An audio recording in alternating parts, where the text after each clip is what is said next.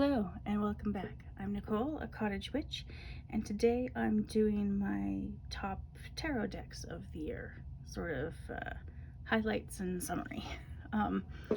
I've got 12 because I'm not sticking to a top 10 because it's my channel and I can do whatever I want. So I'm doing that. So the first couple decks are decks that I've made this year just for myself.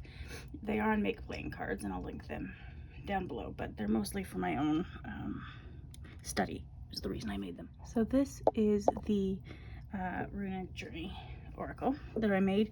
I made some runes, and I apologize for the shadowy lighting. It's December in Canada. There's nothing I can do. I have every light on in my apartment, and it still feels like I'm living in a gloomy, shadowy cave. It's not as bad as like up at the Arctic Circle where there's no sunlight, but it's getting close. I will not be happy, or not be upset, I mean, when the daylight starts to increase again, because it's very gloomy. But basically, I made myself some runes. I went around and found stones that match what I felt matched the meaning of the different runes. But they're kind of hard to use when you don't have all the meanings just at your fingertips. So I made a study deck, which has, I will zoom in a little bit, a little summary at the bottom. So it's got the rune name, the literal meaning, and then interpretive meanings after that. And it's just collages I made for each of the runes, and then the actual rune stone. And I took a picture and printed them out on Make playing cards, and it was a super fun project. I really enjoyed doing that. I'll have to get up my collage stuff again, maybe in January, and do some more mucking about. I do have, it comes with a second deck because it's only 24 cards. I can't remember how many cards there are. But there's a second version that's not got the text on the bottom. It's just the imagery and the actual rune. So once I don't need the meanings on the bottom anymore and can just go off the imagery and the stone, then I'll do that. And then maybe by then I'll be able to use just the runes. Who knows? So yeah, this was a really fun crafty project this year.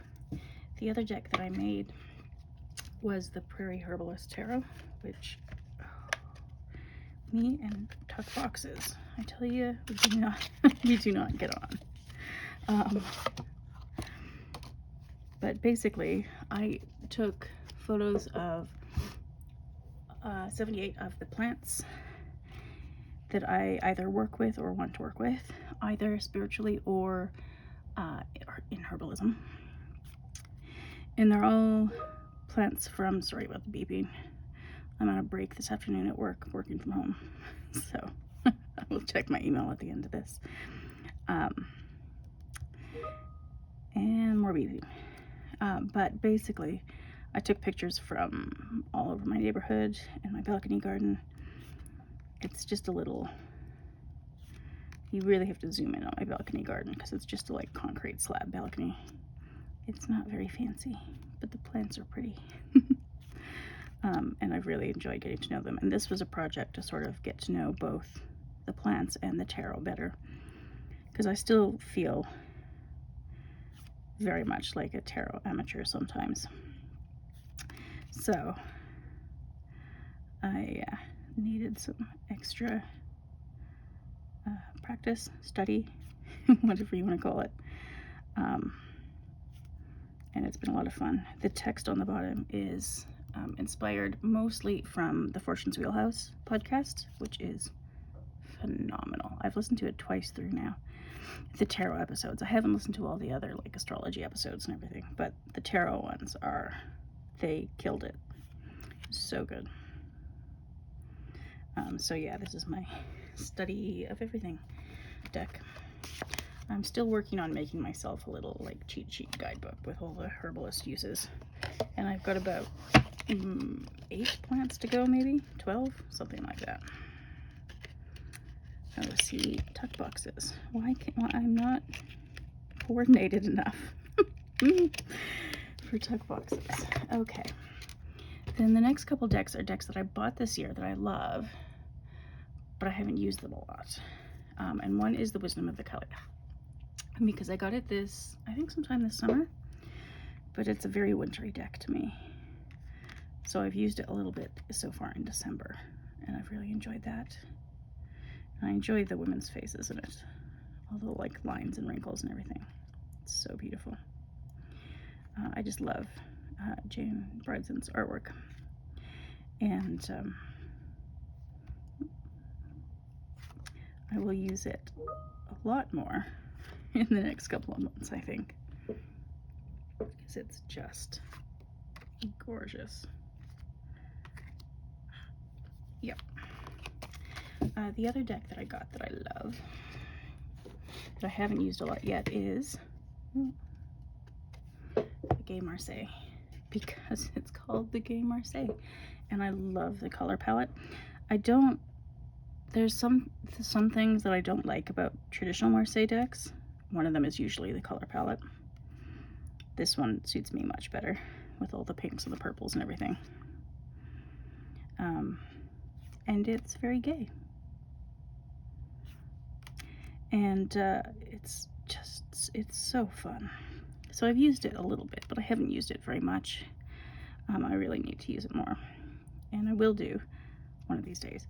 I go through like spells of using Marseille and then not. But I've got, I think it's Yoav Bendov's book, I think, that is on my nightstand at the moment, waiting for me to hurry up and get to it. And I will use this as the study deck, I think, as I go through that. I like the little extra flourishes in some of the pips. And it's just, and she's an octopus. It makes me happy. So yeah, that's the Gay Marseille, which I will have to use more of in 2025. A few other decks that I both bought this year and used a lot are, so this is the Witch Sister Tarot. If I had to pick one deck that I think I've used the most this year, it's probably this one. I haven't actually done my like stats summary. I've got everything in a spreadsheet. But if I had to guess what the top deck would be, it would be this one. Because there's a wildness and a fierceness about it that's just so beautiful. And I don't usually like portrait decks, but this one is just stunning and so powerful. And very, very Scottish, which I love. I was reading a lot about Scottish folklore this year, and Scottish plants and animals and whatnot, and there's a lot that aligns with this deck, so it was fun to use. It's great for path working as well, path walking, hedge riding, whatever you want to call it. It's excellent for that. So yeah, I've loved this deck, and like in most decks that wouldn't do very much for me, but this one I just connect with somehow. It's so pretty. All right, one of the other ones that I got this year that I am loving is the Lioness Oracle Tarot, and it's very pretty to use. Feels very nice to use. It's an indie deck, so you have to get on her pre-order list, I think, unless she still got some in stock. I'm not sure. And it's a deck that I think she made when her father had just died. Somebody close to her, I think, had just passed away. And so this was part of her process of her journey through grief. And it works really well for that. It's a beautiful deck.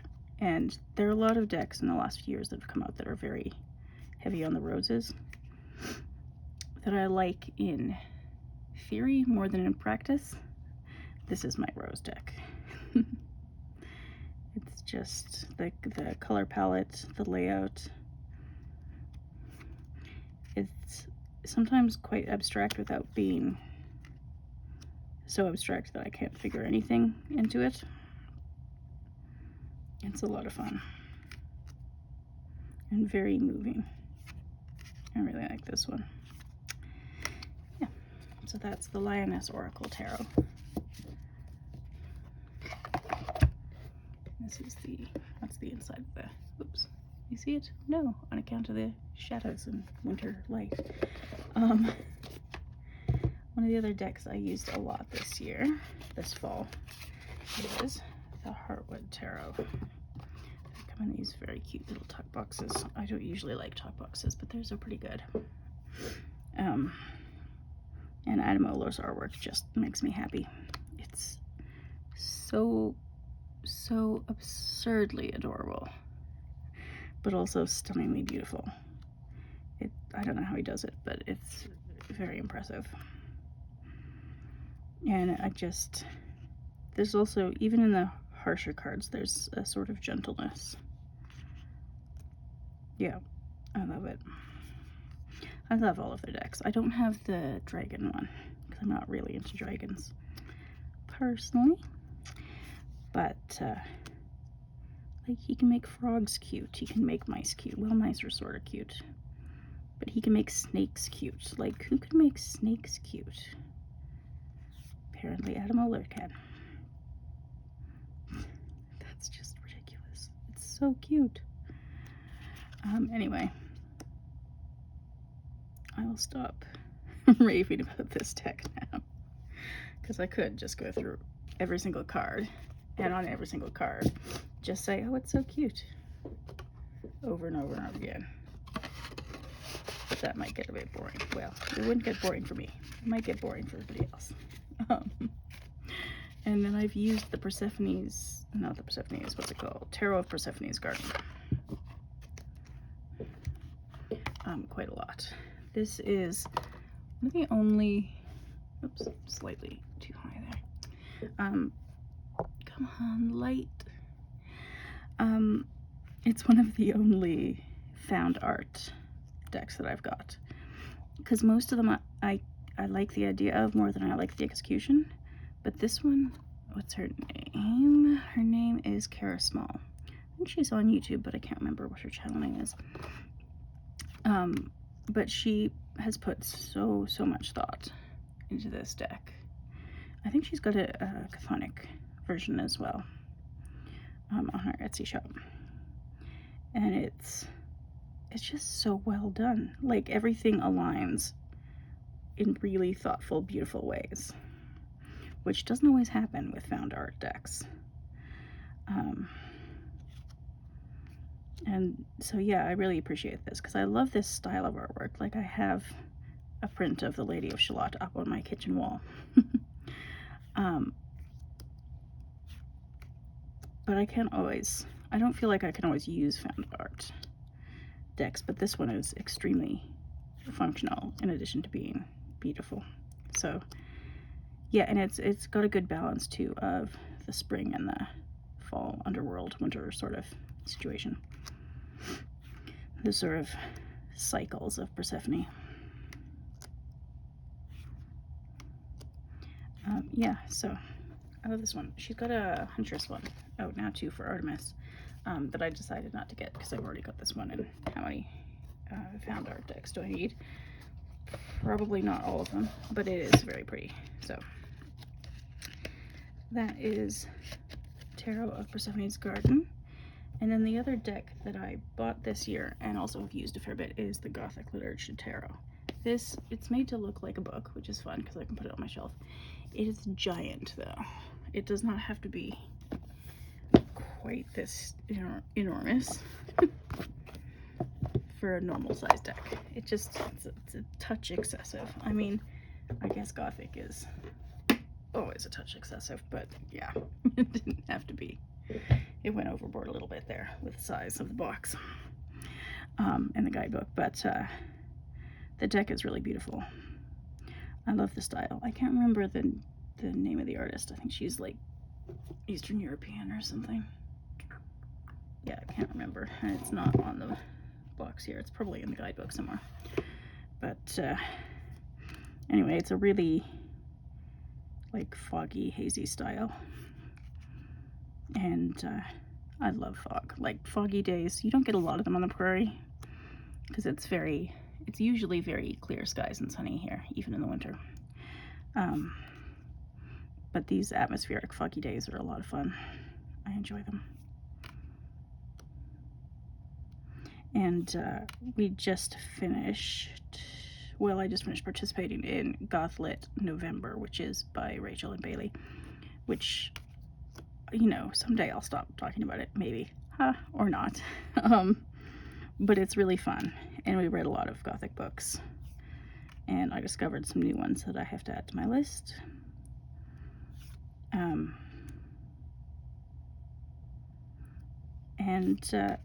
Yeah, it's super fun. I love Gothic literature, and this is a very November deck, so it works well for that. I mean, I'll probably keep using it as well in like January, February, because it's very cool.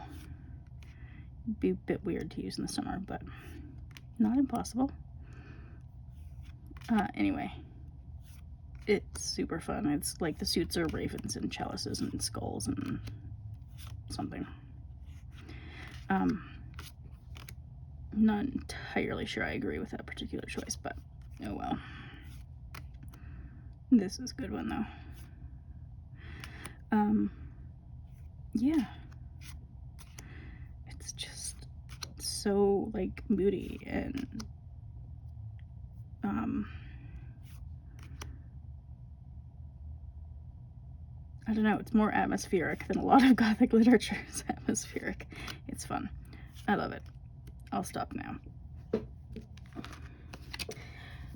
So those are the decks that I bought this year and used. There are a couple other decks that I bought either last year or previous years that I can't remember when exactly.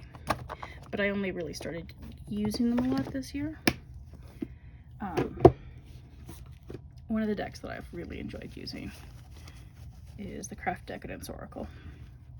I had to get a little cute little bag for it because the box got bowed on me somehow, and so the cards would slip out of the tuck box. Anyway, not really the point. The point is, it is one of my favorite collage decks with some of the most original and thought-provoking keywords I've ever seen on an oracle.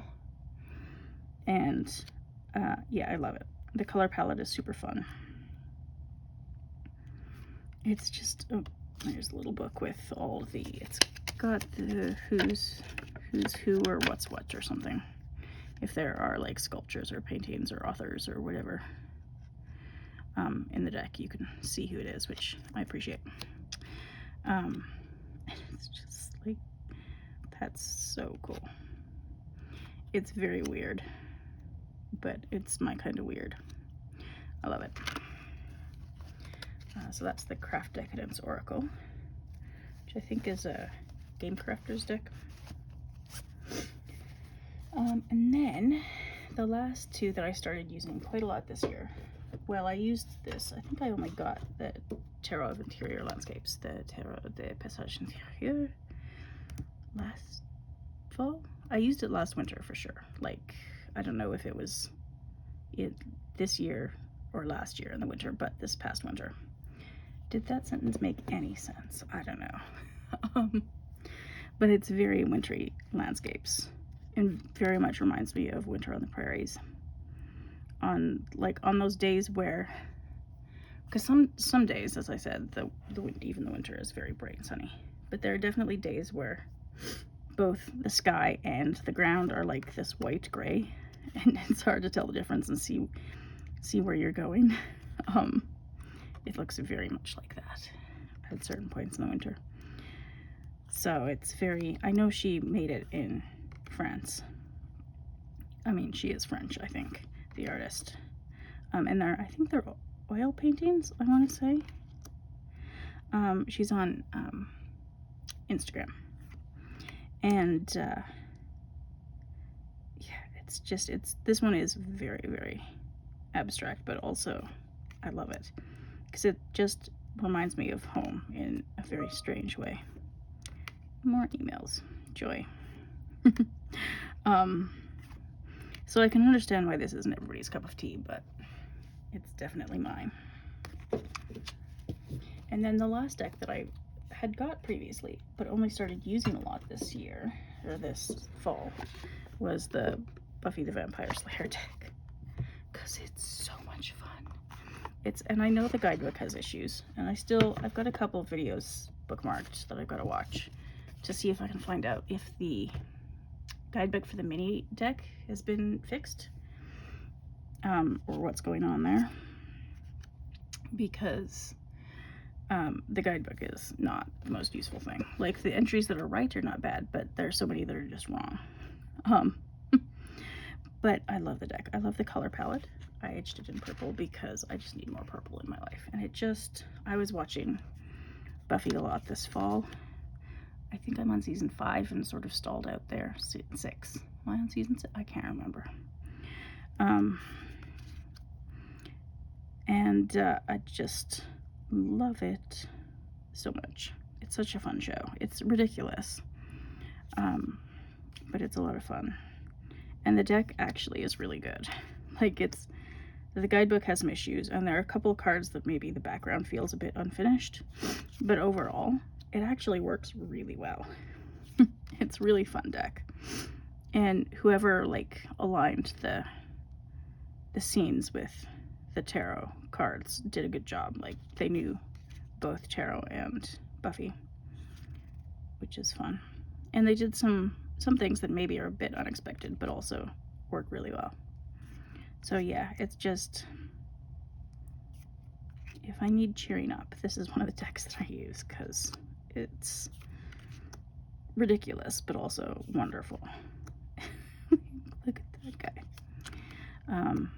Yeah, I love it. So those would be my top 12 favorite decks of 2024. If you've made it this far, thank you for watching, and I'll see you next time.